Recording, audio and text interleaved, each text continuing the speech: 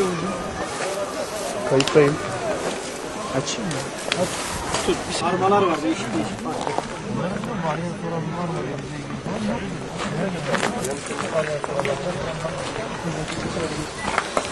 Hadi hocam. Gel bakalım. Kayıttayım.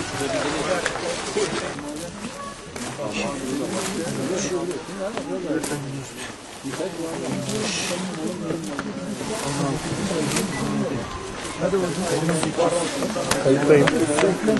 20. Şu 20 20. 15 kilometre yazıcı çalışmıyor. Yazıcı yok, yazıcı gitti. Ortada birinci görev. Zaten bırakıntı alır yani. Kayıttayım.